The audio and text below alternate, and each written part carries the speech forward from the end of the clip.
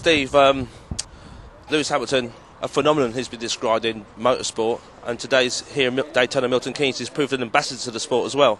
Well, I think so, and I think it is great to see this side of Lewis as well. I've had the opportunity to see him in action at these kind of events on a number of occasions over the course of the last few weeks, and his mood and his enthusiasm is always the same. We were at Goodwood 2 weeks ago and we had a similar sort of crowd and a similar kind of message that Lewis was required to get across, and he does it with such enthusiasm and such genuine enjoyment, because the great thing about Lewis, whether or not he's going to change over the next few years, it will be impossible to think that he's not, but he is so much in contact with his roots, both family, geographically, and in terms of the sport as well, that he really appreciates where he came from and the kind of help that he had to achieve the success that he has, and a significant amount of that has come from the sport of karting, and he was really keen to be here today.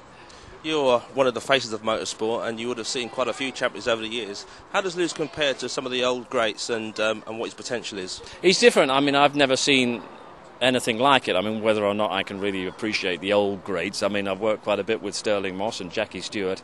Probably Jackie Stewart is the most switched on of racing drivers in terms of his concentration on what it requires to be a winner on the track, and what it requires to be a success off the track as well. And Lewis has got a handle on both those requirements in the sport. But among those drivers that I saw progress through the sport in recent years, I mean, it was a privilege to watch the likes of Ayrton Senna, who is completely different to Lewis. Lewis is controlled, he's methodical, he thinks about things. You get the feeling that nothing is happening in a red mist and nothing is happening without a plan, but it is still happening with great authority and with great determination. Ayrton Senna was more over the edge than I think Lewis Hamilton will ever be.